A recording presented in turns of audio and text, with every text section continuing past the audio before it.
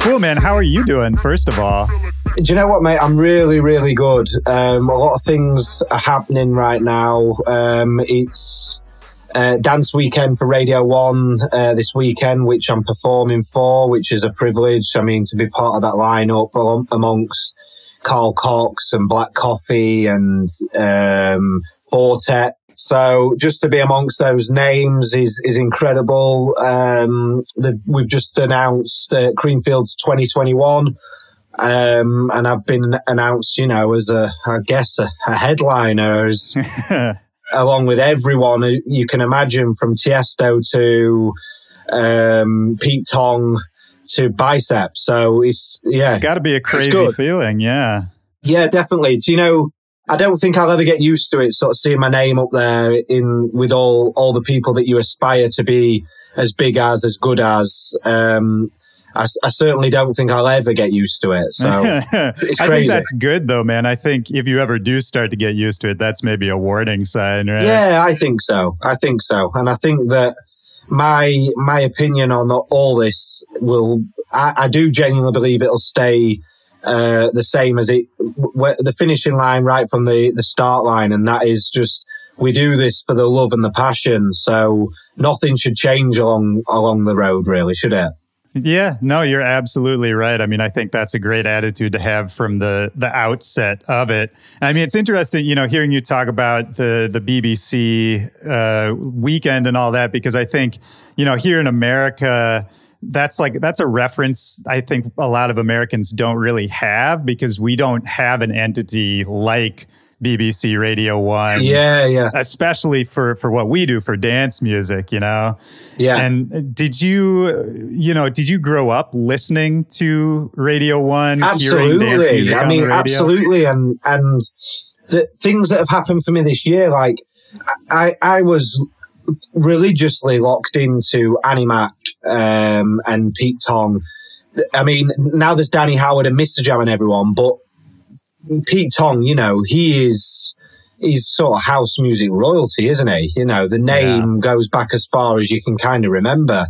I've even got, my cousin has even sent me, just this week actually, some old tape recordings of a Pete Tong sets, I think from around 93, 94, which I'm going to check out on a cassette player next week. I'm going to really sort of dig into them and see what we're dealing with. But I'm really looking forward to, because, I mean, I was 2 years old then.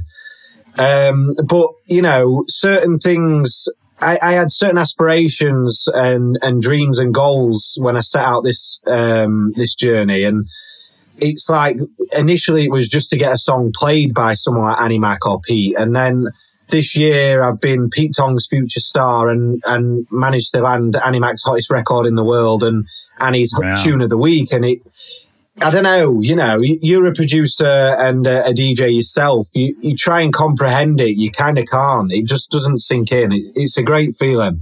Yeah, it's really, really strange when people you've kind of looked up to is almost like, it's almost like they're not even human, right? It's like they're these sort of icons. And then when you sort of end up equalizing with them or getting in contact with them, or even just them noticing what you're doing, it is a really strange moment. It is just for them to know your name and sort of acknowledge you is a crazy feeling. And then, well, I have to feel like for you, you're probably getting to the point now where people are starting to look at you that way. Have you had those kind of experiences?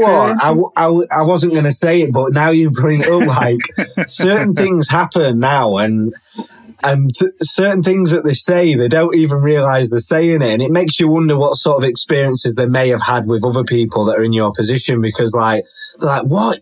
You're so nice. Oh, you're so normal. And I'm like, yeah, why would I be any different? I'm just normal, Right. I mean, I sometimes wonder, for mega famous people, just in general, sometimes like the crazy famous people can be a bit odd or just different. And I wonder if it's almost that society has sort of made them that way, right? Because everyone keeps asking them. If they've had years of it, I imagine it can change you. I mean, it's nowhere near that level now, but certain things in the last sort of few months alone, like I've been to a shop that is about 30 minutes away from my house to get some chicken fillets for tea that evening. And I seen a woman poke her head round the aisle, seen me in the supermarket, and I knew she'd clocked me. And I thought, all right, don't get Eddie in here. She probably is looking for some beans or something.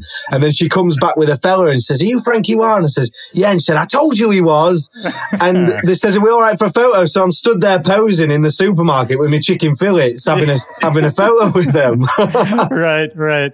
And it's one of those things where, you never know what somebody else's life is, because for a while, that's fun, right? You get recognized. That's fun to take a picture. You're holding chicken. It's funny. But, 10 years down the road, like maybe that ask and that picture doesn't feel the same. Yeah, maybe so. Who knows? We'll know when we get there. But like you say, privacy, you might want a bit of privacy. Sure. But I mean, it seems like you've got a good attitude about the whole thing anyway. It's funny, before we move on, I just wanted to say, you talking about listening to cassette tapes of Pete Tong. And when you said that, it sort of made me realize it's funny that, there's all these DJ sets from a different era, from the late 80s, the early 90s, that probably only exist, if at all, on cassette tapes, right? Hey, there you go. Yeah, absolutely. So and to have... now we have all these mixes. Every DJ in the world has a bunch of mixes that you can just go online, you can hear them anytime you want, and you can kind of map out a timeline of what they were playing when and what the music sounded like in what era. But you're absolutely right, man. I know there are people who do digitized tapes and all that, but that'd be a good project for somebody, man, to go back through. Definitely. I want to delve into it. It might create some inspiration in the studio. It could create it could open so many doors. So I'm really sort of interested and excited about sort of what I believe delving into a bit of house history. But I think just leaning on what you've just said there, I genuinely don't think the consumer of today realizes how sort of lucky they are. Because could you imagine, let's take it back 20 years and you're at a rave, there's no Shazam, there's no YouTube. Yeah. You would physically have to follow that DJ to maybe hear that track again. And you're obviously, you're a producer and DJ yourself, so you're passionate about music. How sort of hard it is when you've heard a song and you need to hear it again and you need to get your hands on that record. Can you even imagine that sort of feeling? I think that now it's a quick Shazam. You might have to wait 6 months for it to come out on Beatport because it's the sort of road testing it or whatever. But eventually you kind of do get your hands on that record. So I think that, like, for instance, this morning I've just played a 2-hour set for Renaissance. So I don't know if you're familiar with that brand. It's a huge brand in the UK. It's like a brand where your Sashas and Pete Tongs all sort of came through and was renowned sort of in the Hacienda, which is a famous nightclub in England. And a majority of that was unreleased music. So I try and create a little bit of that now, because it'd be great to sort of create that. It creates a demand to see you live, I guess, because if you're going to come see Franky Wah live, you are going to hear records that you have never heard before. Loads of unreleased records and, stuff that may never get released. Well, I mean, and that's an interesting question too, right? I think of you as a pretty prolific person. From what I understand, you're always writing music. You're always pumping out tunes, whether they get released or not. Thank you. But how do you approach, like, say you did that 2-hour set and you're playing a bunch of unreleased stuff? I think some people get very protective about airing out unreleased material, Yeah, there's always that. I mean, there's the risk of everyone being able to access the music so they can either, one, hammer it and get bored by the time it comes out. Right. 2, potentially copy your style in the studio, release it before you, and they've got a record that's out there. Yeah. But do you know what? I've been over all this and I thought, well, if I'm doing a set for someone like Renaissance and I'm trying to use this as a platform to say, this is who I am, because a mix is who you are, isn't it? Like, If you really want to describe yourself as an artist, then come and listen to me for 2 hours and I'll tell you. That is who I am. That's what I'm trying to say. So I've 100%. Pondered over all that in my head, you know, and you're absolutely right. But you know what? I just think if you want to rip me off, shame on you, get your own style. And, let's share music. I love that personally, man, because I think that's true confidence, because to me, that's sort of, you know, even if somebody does rip you off or whatever, right? It's like, oh yeah, you want this idea, you can have this idea because I have, you know, infinity more ideas, right? Yeah, that's it. And that's what I'm sort of, okay, well, yeah, you might have ripped that idea off, but I've had 10 ideas since then. And I mean, right. I actually checked my drive today. I've got close to 700 records now. God damn. Yeah, I didn't realize. It's just one of them things. And, do you know, like, I'd be lying if I said everyone of them was a smash, because they're not. But there's nearly 700 records there finished that would all make sense in a set. In how short of a time period are we talking that you make 700 records? Is this over a few years? We're probably talking here around 5 or 6 years, probably. Yeah, that's still crazy.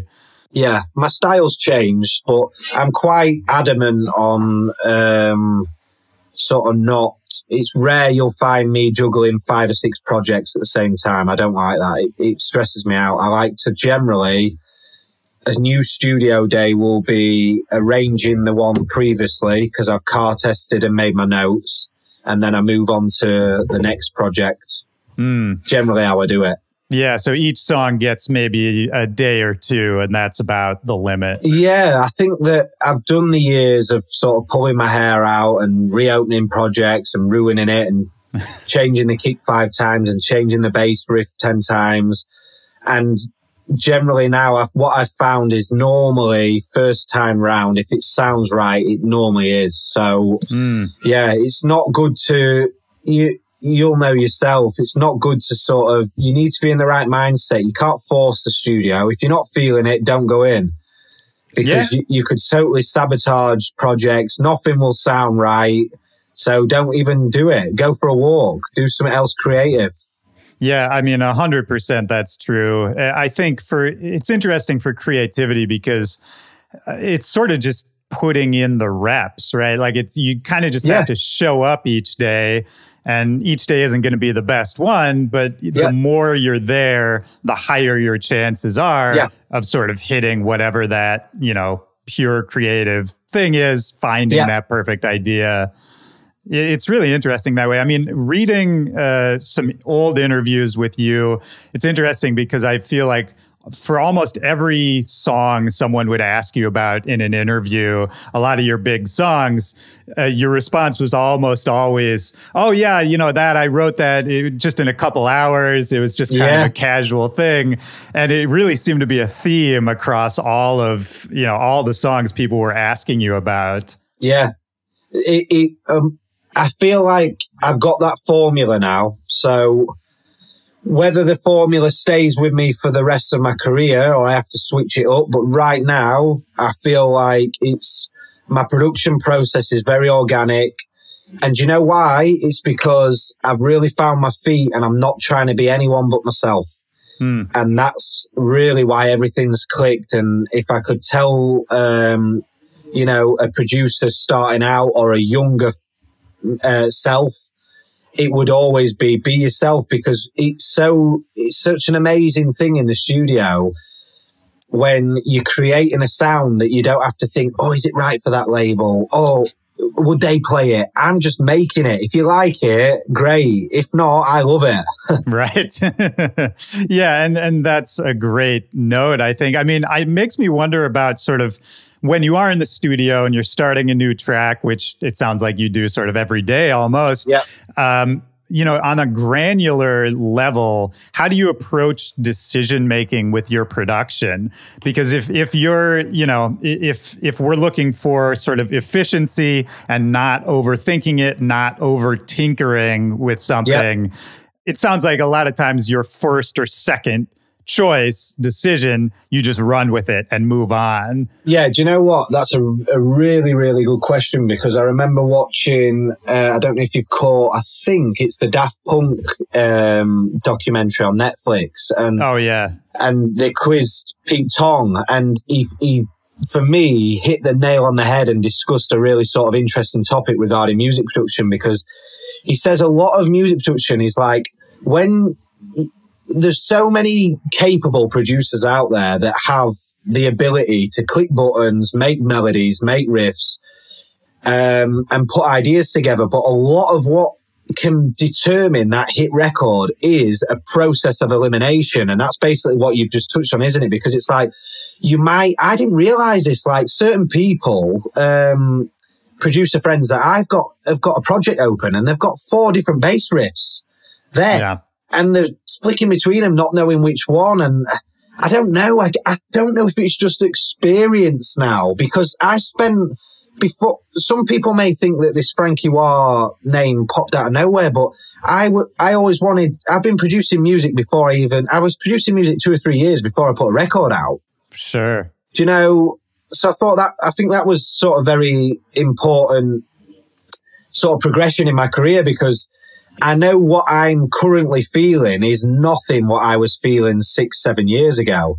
And I'm sure there's plenty of producers out there that will really look back on what they first put out and go, what was that? I don't think it's a bad thing. I think it's good to look back on that and see how far you've come. But I don't know how to answer that question totally accurately, apart from just basically, I feel like maybe experience has got me there, because a former self was really sort of struggling with, no, that's not right, delete. But you've got to just sort of push on. And if it sounds right at first, it genuinely is.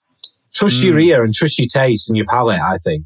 Yeah, I think that's a good point. And I'll take it a step further too, is that I think a lot of people get stuck cycling through options or second guessing themselves, sort of because it's hard to visualize what the end goal of the song is. Like, you can't always see where it's going when you start it, right? And for a lot of people, myself included, sometimes I think that can make it hard, where you say, this is cool, but I don't know where it's going. And I think if you're able to push that out of your head and kind of just stay in that creative zone of just enjoying, this is cool right now, I'm enjoying it in this moment, I think that's a really good way to do it. I totally agree. And I think that while you said that made another sort of thing come to my head, because I remember doing this a lot. So you've gone in the studio, you've in your head, you know what you want to make, and you might be flicking through some presets or maybe sampling, and you hear a different sound that you love, but he's going to totally drag you away from the direction that you are currently got your mind set on. And then you think, well, I love that sound, I'm going to flick to that and make something like this now. And that's when you start getting really scattered. Yeah. Whatever that sound is, remember it, save it, download it. If it's a sample, whatever, save that for another day. Keep on track, because if you keep doing that, have you ever done that? Do you know what I'm saying? Oh, yeah. Oh, I know exactly what you're saying. Yeah. So it's like, I'm going to make something really sort of, I don't know, let's go for something really tough and melodic today. And then you hear something that's really tranquil and floaty and think, oh yeah, that would work for something down tempo. Right. Yeah. Let's flick to that. And it's like, no, let's stay on track, because I've done that loads. I've done it. Oh, I've done the same thing. Yeah. It's so easy to sort of just get thrown off track, because again, and I think that's just sort of the DJ mindset, right? Is because you like a lot of different sounds. Of course you do. Yeah, that's it. Everything's kind of appealing. Yes. Yeah. And especially like for me, like the Revival, I mean, that is the album that I put out this year. That's from 110 BPM to around 127, 128. So you can see the variation there. Yeah. And I would go even further. It's not just, I love that album, that mixtape, whatever you want to call it. And it's not just the tempos, but there's a lot of different, styles and genres in there as well. Yeah. Which I think is really interesting, that because to me, I don't know exactly how your perspective is on this, but to me, it sort of seems like what you're known for isn't exactly, one sound or one style, which I think that's sort of a hard thing to do, especially when you are, sort of still a newer artist, despite the fact that you've been doing it for years. But yeah, in that album, which I want to talk about more, I think while I was listening to it, it's more of it's kind of what you were saying before. It's your perspective comes through. And when you're listening to it, as a mix, particularly as well, you get sort of your viewpoint on it. To me, a lot of what is a common thread for your music, and tell me if you agree, is that there's kind of a nostalgia that runs through it. And there's a lot of references and notes to, the 90s and an older era of dance music. But in that, what I wanted to ask you is sort of how do you approach, retro influences and input from a different era without making a retro project, you know what I mean? And still making it sound modern. Yeah, good question. Because the fear as well of, for example, the Moby edit I did, or what, the Olive, You're Not Alone. People comment on that like it's a remix. That isn't a remix. I had no parts. I had the vocal, and that was like a re-release, if you like. That was Franky Wah and Olive. It wasn't a remix. So right. I think when you're touching anything like that, I personally think that you've sometimes got to take it so far away from what the original was. Otherwise, I don't know. I know what I'm like about records that I love, and sometimes when I think, oh God, please don't touch that. There's certain records that I would love to work on, but I think, no, you're too classic, I cannot make that better. Leave it alone. Yeah. Obviously I love the two records in particular that I put out. The original was a crossover radio record with You're Not Alone, whereas mine was sort of a melodic journey, and I think that you've gotten two ends of the spectrum there. So I think you've got to do something like that. You've got to take it so far away from the original that you're not sort of comparing, and you just got to, because then your mindset's different then you listen to it totally different. You're not going to compare, you're going to listen like, okay, this is creative. Let's see what he's done here.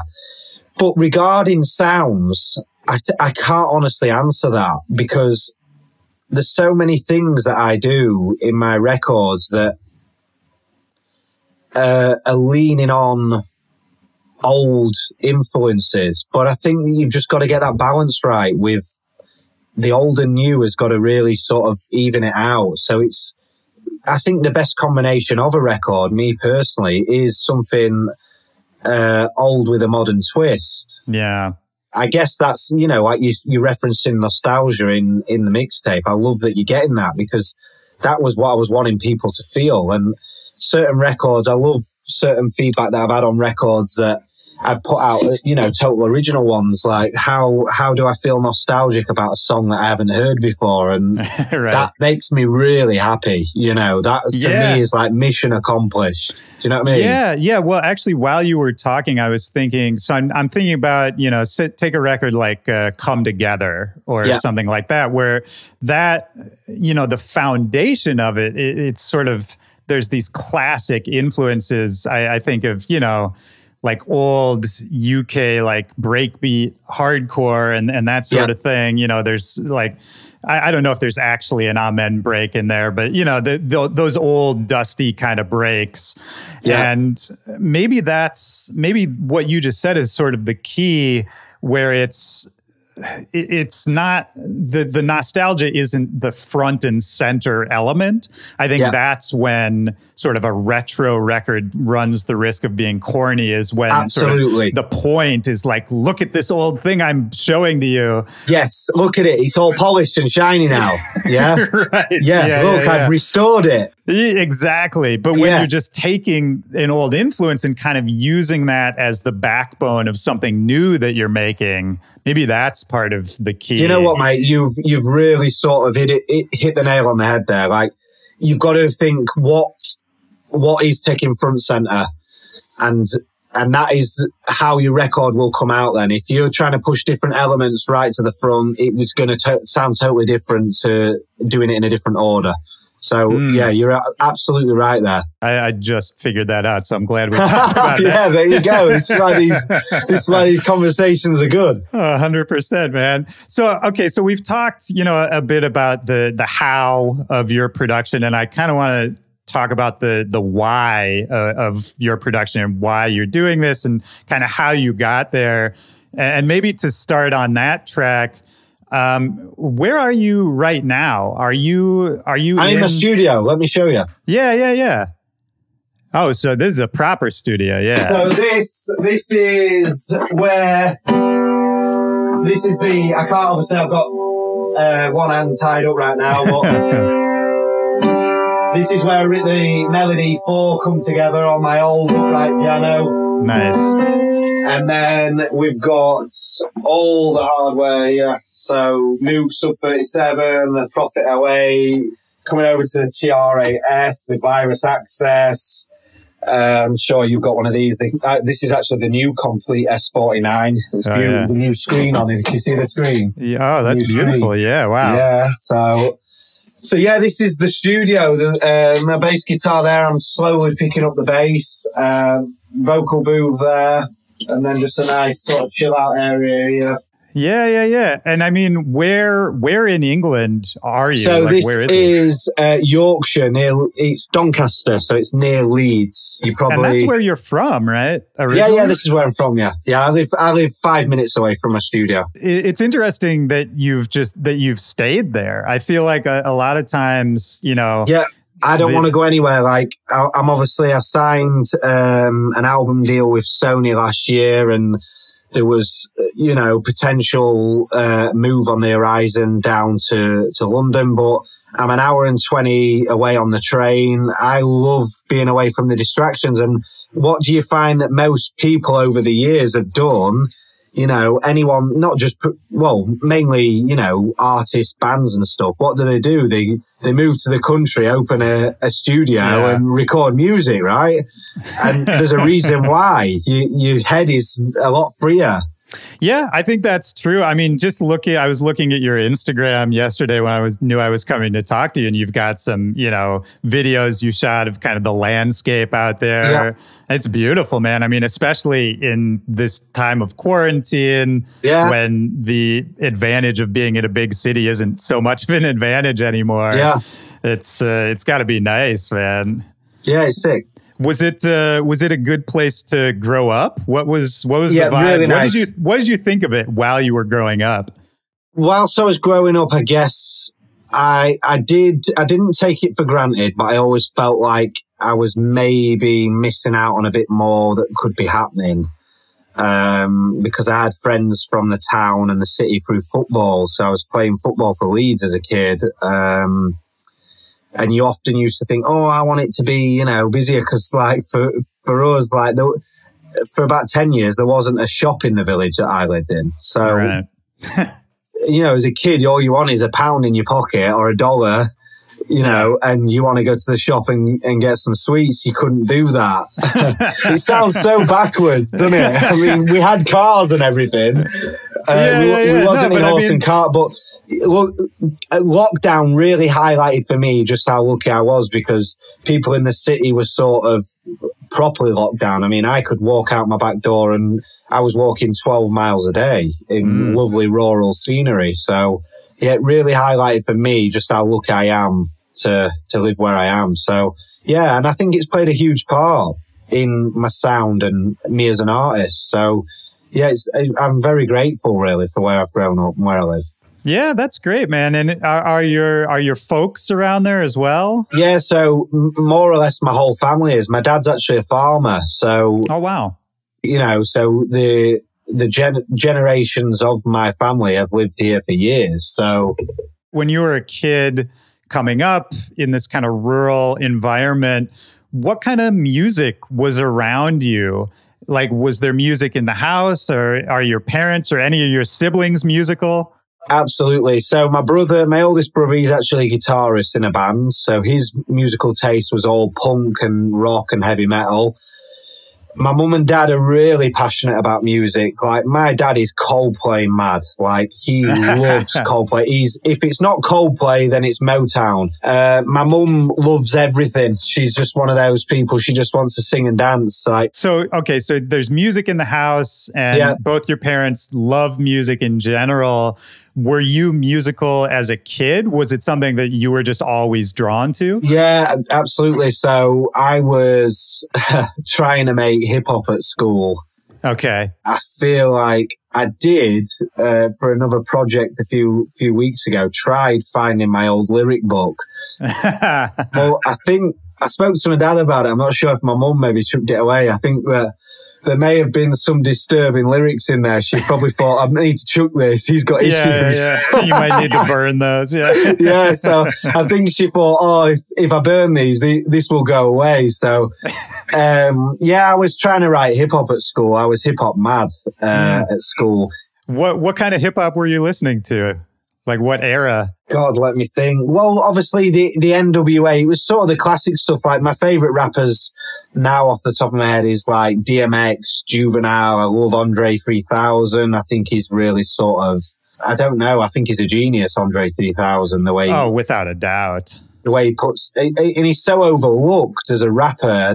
Does he even get looked at as a rapper by the masses? People that know. You know, he's a legend without a doubt. And I think in the rap community, he's looked at as a legend. But I think, I don't know if like the pop culture, I think people see him more as like a pop figure than That's what I'm saying. I think on a mass scale, people just look at him for, But when you actually really dig into him lyrically, God, the guy's a genius. Oh man, one of the best. But I'm trying to think, God, you know what? My mind's gone blank right now because I want to impress you with some hip hop knowledge. You know, Big L was someone I was listening to, Mobb Deep, M.O.P. M.O.P. was big for me, man. Yeah. Definitely, man. Definitely.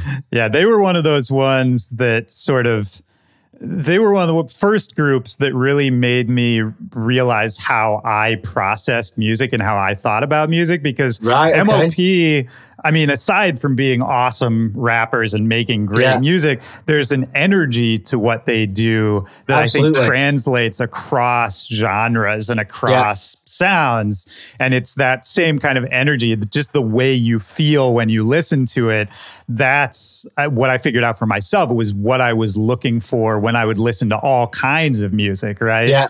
You just want something that just makes you feel. Yeah, definitely. Way. You've got to click with it, haven't you? Like, were you also trying to produce the music at the time? Yeah, I was on FL, and do you know what? I'm glad everything panned out the way it did. But being from the area that I'm from, I actually wanted to go to college and study music. But being from the area I'm from, and you could say, I don't want to fire shots here at my dad, because my dad is literally my idol and he's like my best friend. He supports everything I do. No one sees music producing as an obvious route, do they? You go, I want to be a joiner. I want to be a plumber. I want to be a builder. They're like, all right, yeah, cool. Right. I want to be a music producer. They're like, all right, dream on.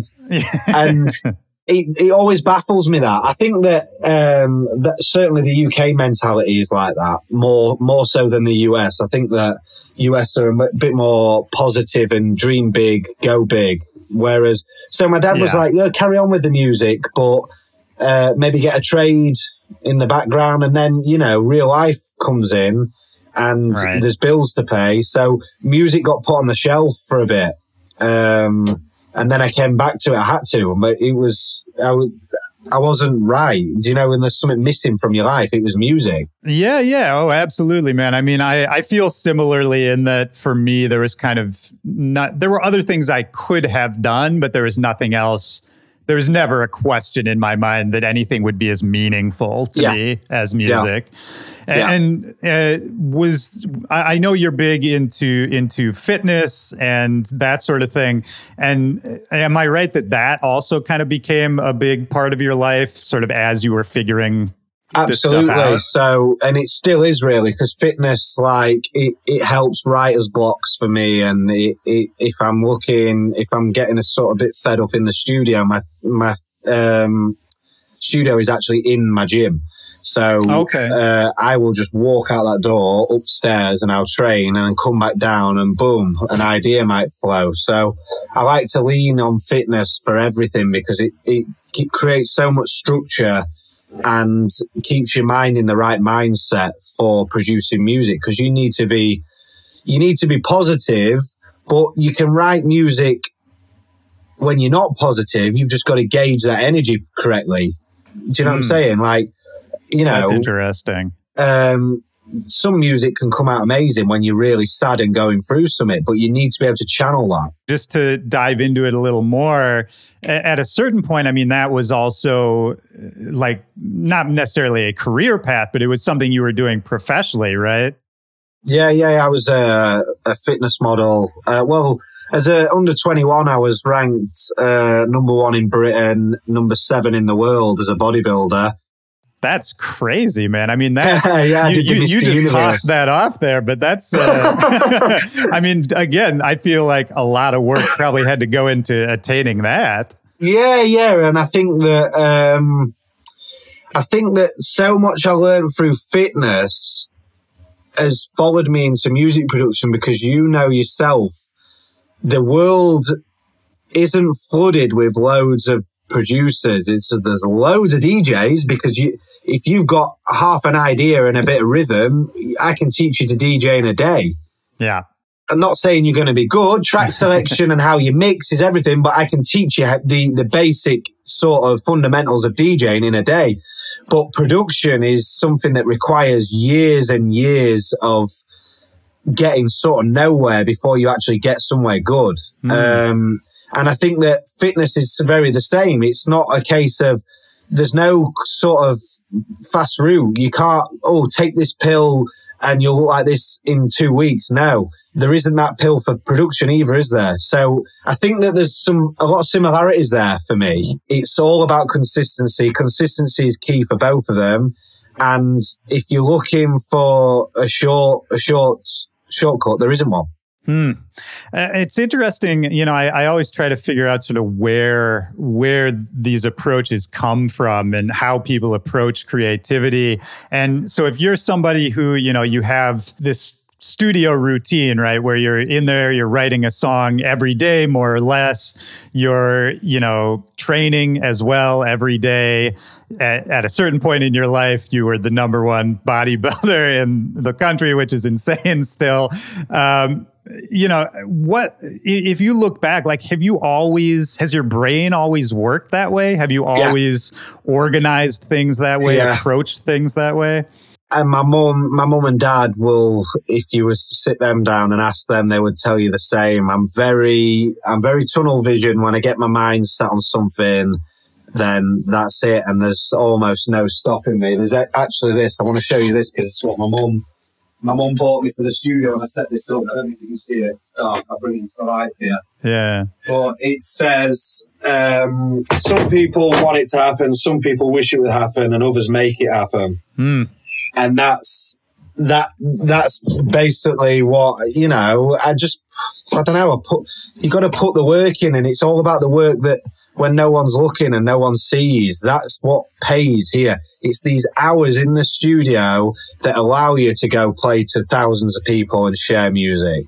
Oh, 100%, man. I'm just curious, you know, is that attitude, does that come from your parents? Are they that way?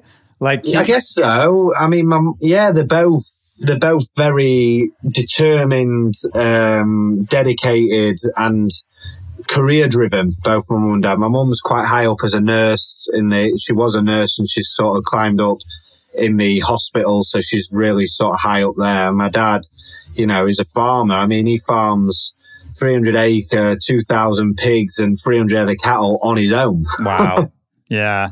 I mean, a farm, that's a crazy job too. That's so much work to be a farmer. Yeah. And I think also, maybe to draw another parallel, that's the kind of job where you can't really take a bunch of days off. No, hey, that's what he always says. If I'm sick, the pigs still need feeding. The cows still need feeding. It's one of them things. So I don't, but at the same time, mate, I think that I don't count them hours. I never feel like if you feel like you're owed something and you want a pat on the back for that, then that's the wrong mindset. Like, forget it. I don't care if I have to stay in the studio till 5 a.m. to get it done. Sure. I'm not bothered. I'll do that. Well, and did you feel that way before you sort of saw your first big successes, you know? Yes. Like, yeah. So you were Absolutely. working for years. You already mentioned you were working for years before you actually released records as Franky Wah. Yep. You know, what did that time period feel like? I just seen it all as a learning curve, and I didn't want. I feel like grassroots up is the way. I've learned everything you can. I've learned my trade. I've learned how to play to no one. I've learned how to play to 10 people. I've learned how to play to over 10,000 people. I've played warm-up sets. I've played peak sets. I've made rubbish tunes. I've made good tunes. Are you self-taught? Yeah. Well, yes. And then I have piano lessons. I still have piano lessons. I do a lot of stuff on YouTube, and then there's 2 producers over the last few years that I've really sort of lent on and really sort of studied their work. Anyone I would know? Maybe not. Maybe Scott Diaz is one, and another lad called Scott Lowe and Scott Diaz. I don't know if those names ring a bell. Another 2 lads called Dan Reimer and Matt Bezant. You know, really sort of between us all there, I feel like production-wise, we've got it covered. We're little geeks with it as well. We love it. Are these people from your area? Because that was another question I was wondering is, you know, in a smaller area where you're in, it must have been hard to find anybody else with similar interests.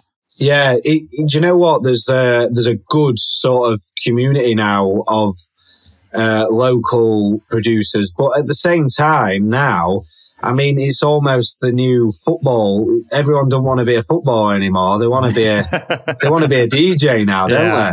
I was only last night sort of had a couple of friends in the studio showing them how to go on with Logic and stuff. How long they stick at it, I don't know, but that must be the 5th person in the last 2 weeks I've sort of set up to start going. Right. So, that's great, man. That's great that you take the time to do that. Yeah. Hey, the friends that I know, and I vet them to make sure that they're serious. I don't want to be wasting my time if they've just been to Ibiza for a week and want to come back and be a DJ. I'm not wasting my time. If they've got a genuine passion for music, I'll help them. Yeah. And I mean, what about for you, you know, as a kid, were you going out a lot? Were you in the clubs at all? How were you experiencing that music? I didn't drink alcohol till I was 23, really. It's about the same for me, actually. Is it? But I don't I'm not one of these people that needs to be influenced to rave. I can be at a rave and people are like, what are you on? I'm like, nothing. Yeah. You know what I mean? Music hits me differently. You know, if you get goosebumps when you listen to music, it hits you differently, and you don't sort of need anything sometimes. You know, you don't need to be drunk or whatever. Yeah, I had a very similar come up. I mean, I was like, I just was never the party kid. I'm still not the party kid. Yeah. You know, and it's interesting though, because you know, then sometimes you find people, and maybe this goes back to what we were talking about of, you know, meeting your idols and all that. You know, for some people, that is sort of their connection to the music and the way they sort of channel into it. And when I first, I don't know if you had a similar experience, but when I first started really touring, really getting out there, playing lots of shows, meeting just musicians from all different backgrounds and all that, I sort of had to open up my perspective a little bit and to adjust sort of. Because for me, it's like the reason I like music is the reason everybody should like music, you know? Yeah. And then I see all these people doing these amazing things that I'm a fan of, and it's coming from such different backgrounds. And sometimes the way they approach it is like, oh no, we party while we do this, and this is how we celebrate it. And it's just interesting, man. I don't know. The more I do this, the more people I talk to, the more I realize that there's kind of no right approach to it. No, there isn't. No. And hey, I enjoy party the much as the next guy, but for me, it's about balance. So it's, what people consider a party is a job and a lifestyle for me. So you cannot treat every gig like it's a party because you'd be dead. These guys are saving up for the end of the month and sort of really throwing the kitchen sink at it and going all out at the end of the month. They got a month to recover till the next event. I might be flying to another show in that night. So you need to keep focused and maybe just pick 2 or 3 dates throughout the month where you really want to let yourself go and enjoy it. But so I do still like to, attend raves as a consumer. I'm not the guy that stood behind the decks.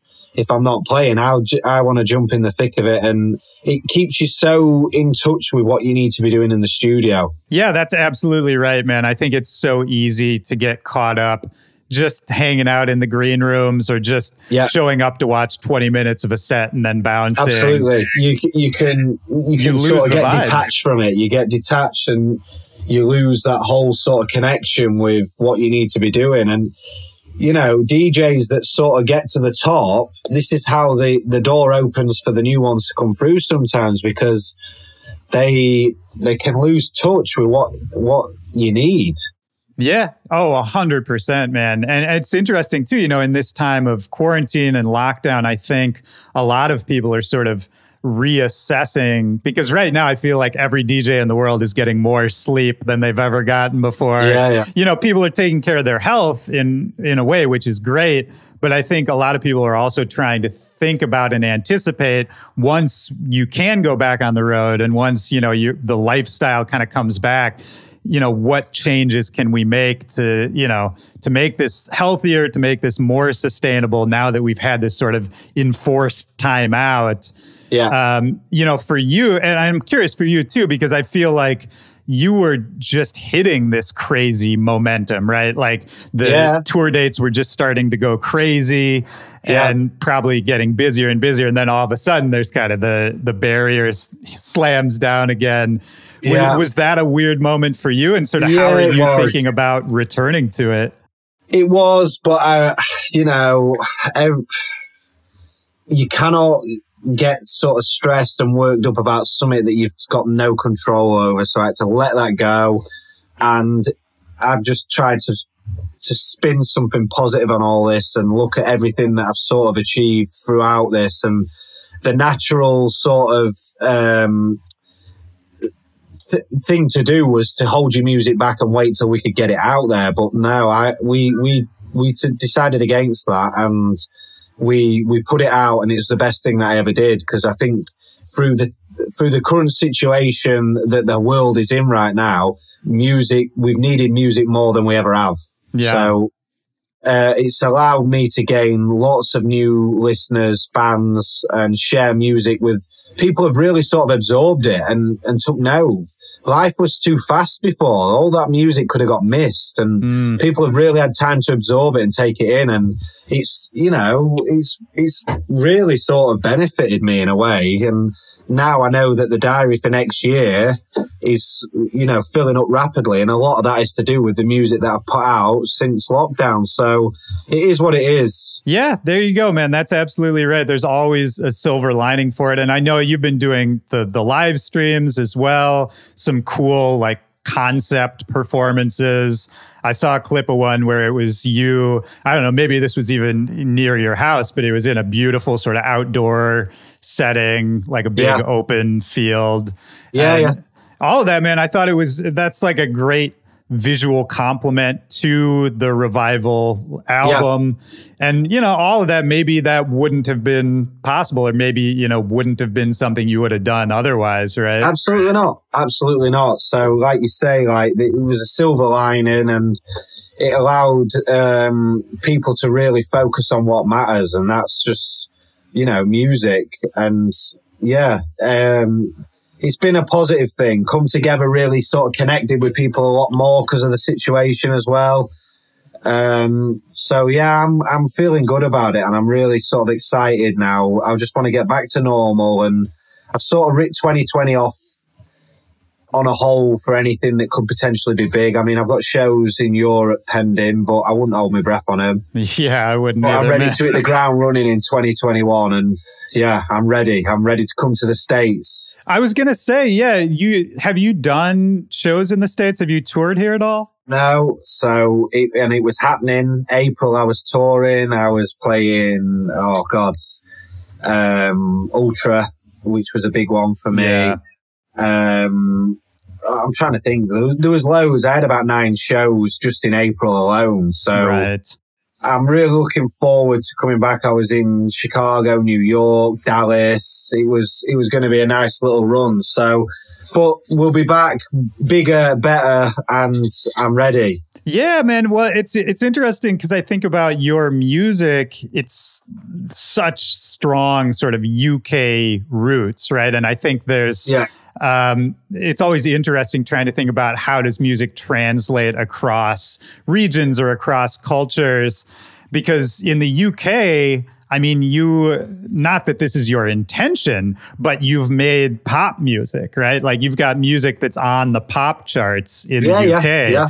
And then in the US, I think the kind of music you make, it would be looked at as such an underground sound, right? Does it matter to you even, like how it's interpreted? It doesn't. Absolutely not. Like I said before, we touched on it, but I just put music out of love. I don't chase hits. I don't chase, oh, let's try and make a daytime radio record. Not at all. That just happened naturally. It happened organically. You listen to Come Together. There is no way on this planet you find anyone that would say, oh, this is a pop record. That is an underground 90s breakbeat record that just broke through. And these tracks do. Camel Fat Cola. People say it's a commercial record. That's not a commercial record. It just blew up on a commercial scale.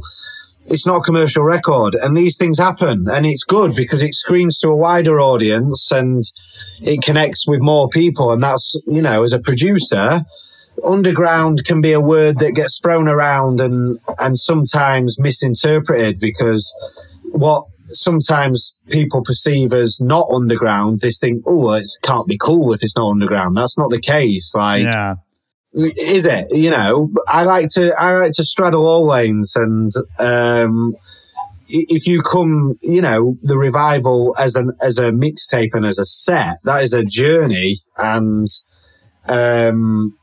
like you said, it's underground, but it's got an appeal that could appeal to people that wouldn't necessarily listen to obscure Berlin techno, but do you know what I'm saying? well, so here's a question based off of that then is when you first like take a song like Get Me High, right? Which I think was one of the first ones that really broke out for you. Yeah. When you had that experience of something quote unquote underground that you made all of a sudden being taken as a pop song by external forces, did that change the way you thought about writing music? Did it change anything about what you were doing? No, because you only need to follow up on the next release. It was a very sort of left record.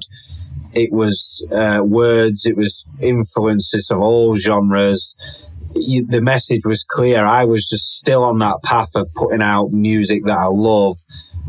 I'm not chasing hits. If they happen, great. If not, let's just keep putting music out that I love, that makes sense to me as an artist, and let's carry on the journey. Yeah, I may be stretching this analogy a little too much, but you have this interesting way of sort of presenting these contrasts, and then it all kind of makes sense because you're not putting any value judgment or any intention on it. Like with the music, obviously the underground to pop thing, I get it, but I'll take it even further to say, like with the fitness and the bodybuilding stuff, and then making this sort of really thoughtful, delicate music.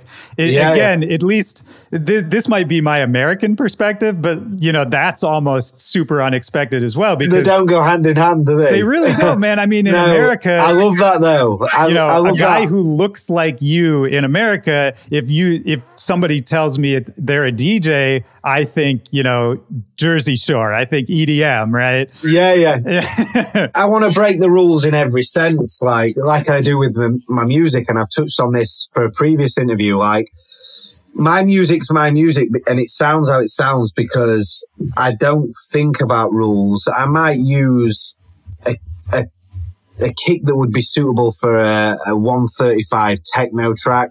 It's hard.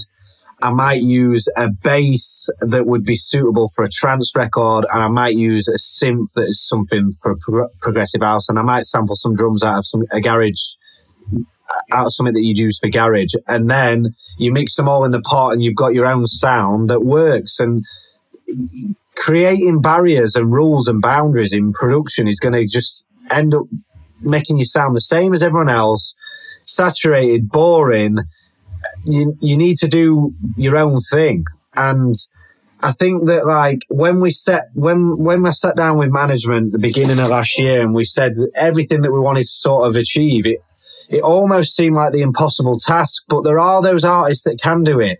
Eric Prydz had a super commercial record. I forget what it did, but the Call on Me record in the early 2000s. Yet he plays drum code, which is one of the most prestigious, if you like, I don't want to say snobby, but you know what techno's like. Yeah. Oh, yeah, absolutely. You know, people are very snobby, sort of, they hold it close to the heart. Yeah. So the idea of someone that's had a music video with girls in leotards to Call on Me doesn't suit their sort of genre of techno. But what we achieved this year alone, I mean, I've put a record out with Jessie Ware. I'm on daytime radio, yet I'm releasing on Afterlife, which for me is probably the most prestigious underground melodic techno label in the world. Afterlife is a religion. It's a movement. It's more than a label or an event. It's a proper movement and religion. And I've signed to that record label and released there. So I like to think that, that if you've got the taste and the ability in the studio to sort of straddle all lanes, why not? Yeah, absolutely, man. And, you know, throughout all of this, I think that kind of attitude, like, you've got a good head on your shoulders, I think. And it seems like you've had a good perspective on this from kind of the jump. And it makes me wonder, just in general, like, because we're all works in progress, right? And we're all always, you know, trying to improve ourselves, improve our music, our process, whatever it is. What are you still working on? Like, what, you know, what do you struggle with? You know, what's a goal for you, something you're trying to improve, either about yourself or your process, whatever that means to you? Currently, I mean, production-wise, I'm pretty happy. I'm really sort of taking the classical route with, like I said earlier, I still have piano lessons. I'm really sort of, instead of just learning how a producer needs to learn his way around a keyboard to get by in the studio, I'm trying to learn classically, because I do want to get into film scoring and stuff like that, because it will get to the point where I will just be maybe putting out 2 or 3 releases a year, you know, singles, a couple of remixes. What am I going to do with all my spare time in the studio? There's a few options. I want to start writing films or produce for other people, write music for other people. I want to write music. So, or I just keep putting music out. I endeavor to put out as much music as I physically can. Every release day Friday is my favorite day of the week. And if I could do it every week, I would. There's enough music to do it. But you've got to let records sort of get out there and breathe first before you can move on to one. Because we had a full release schedule that's sort of been held back because of what Come Together has done, because it's just carried on climbing and climbing. We've sort of had to push everything back to sort of concentrate on that record. So, I'd love to write some music for a film. That's a big goal of mine. That's a great goal. Yeah. And I think what I'm hearing you say too is that maybe the struggle in all of this is you sort of struggling to fuel your need to just keep doing this and to like keep up this high pace, but then to also make that fit in with kind of a business structure and a release schedule that makes sense. Also, I'm never done. Like, I don't see, I've accomplished that now, feet up. I'm never done. Like, there's no ceiling to this music. Oh, well, I've won a Grammy and a Brit Awards. Yeah, well, let's win 10 Grammys. Let's win 10 Brit Awards. That's my sort of attitude. So I just want to keep going. And yeah, man. And I totally get that. And I think that attitude is going to take you a long way. Are you the kind of person, though, on the flip side, like, do you get antsy if you're not doing anything for too long? Like, do you have trouble taking breaks? No, yeah, I do. I always have to have something. If I'm not focused on something, I lose my head a little bit. I need to be focused on something. So a holiday, a week is enough, and then I want to be back. Yeah, I feel you, man. Well, maybe that's, and I'm speaking as much to myself as I am to you, but maybe that's another goal then, is to be able to kind of enjoy the downtime a bit, right? Yeah. And not only to use this time productively, which it seems like you're certainly doing, and I think a lot of people could take a note from that too, but yeah, to enjoy when there is a break, to let it happen, right? Yeah. And to not go too wild with it. Well, this has been super fun, man. I wanted to bring up, before we get out of here, I read this random interview from you. I don't remember when or who you were talking about. Well, it must have been recent. You were talking about, how we're all locked down, we're in quarantine, and you said that you were looking forward to getting back to shows, and that you were kind of expecting this crazy vibe, and that you some quote about, you're not going to be able to get people to leave. Basically, once this all comes back, like, people aren't going to leave the club. They're going to be there all night. You won't be able to clear the dance floor. And I don't even know, I don't have a point in saying this, but I read that, and it was this weird thing where it hit something in me. Like, I almost teared up a little bit thinking about when we all will get back to this, and thinking about it. And it really hit me. I was like, fuck, man. Yeah, I need to do that. And I don't think I had connected with that as much, man. Yeah. So I don't really have a point in saying that, but it really hit me, man. I'm looking forward to that too. Yeah, I can't wait, man. And I'm that guy on the decks. Like, I will do 8 hours without a toilet break, because I'm not in it. I've had the one particular gig. It was brilliant. The promoter says, look, you need to stop. It was 7 a.m. I was like, nah. He's a friend. I was like, nah. And he knew he couldn't stop me. So he went and hid in the office. Security come. There's like, you need to cut the music off. I was like, nah. Yeah. So they went to the fuse board and they cut the electric. So great. Yeah, it'll be like the scene in Wolf of Wall Street. My next gig, I'm not fucking leaving. Yeah, 100%, man. I love that.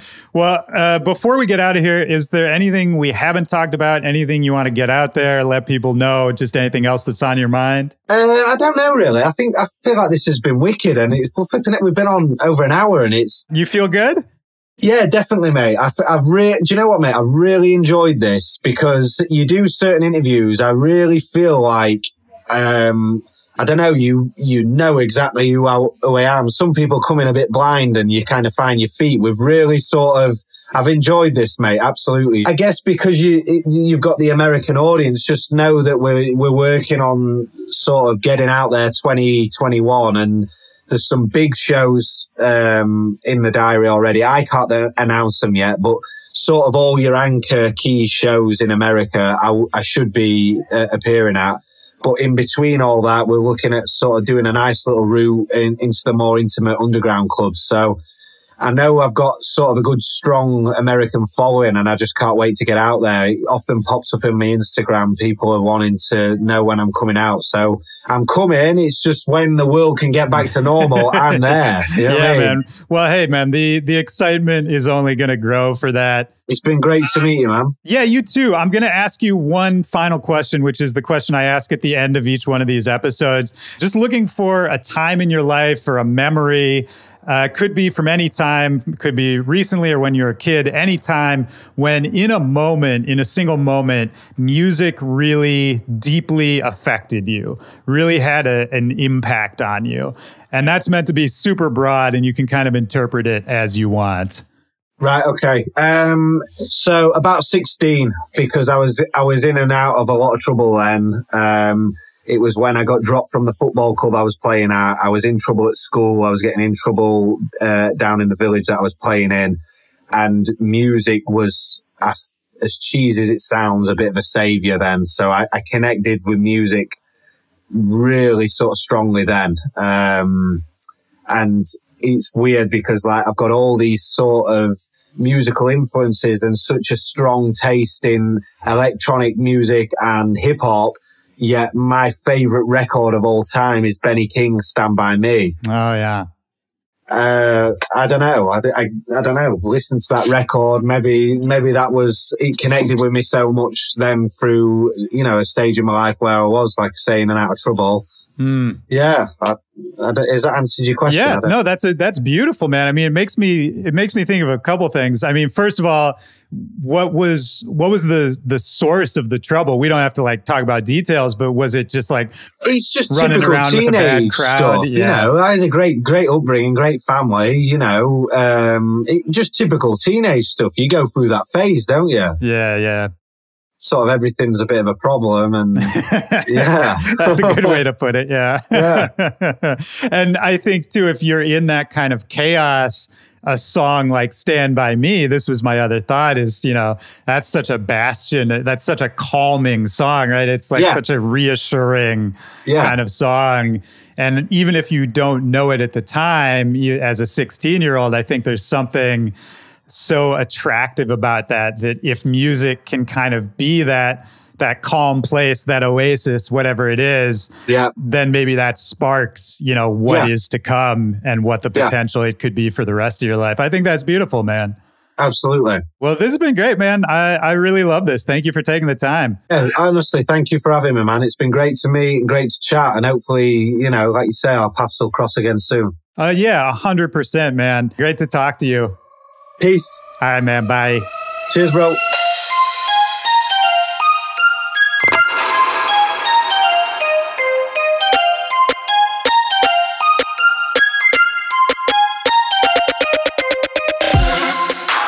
That's the show. Shout out to Franky Wah. Thanks for coming on, man. That was fun. I really enjoyed that. For everybody out there listening, don't forget, Franky Wah's new track, You Don't Know, is out right now. You got to go grab that, plus all the other music he's been dropping over the last year. There's a link in the description of this episode where you can go follow him, get all the new music, and keep up to date with what he's going to do next.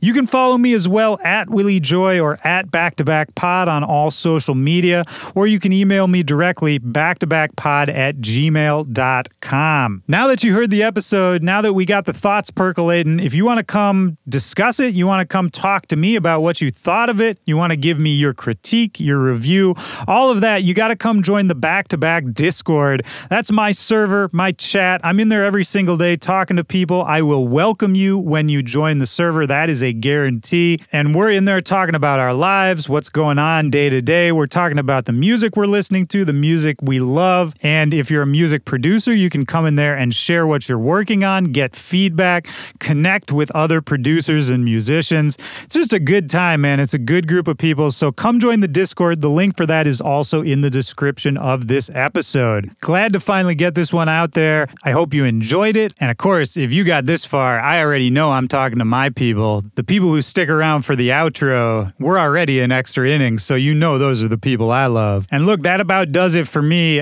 For this next week, I hope you're surrounded by something you love, people you love, activities, things you love to do, things that make you happy. Go outside safely with a mask, social distancing, etc. But go outside, try to relax, say yes to something, have some fun, and that's it.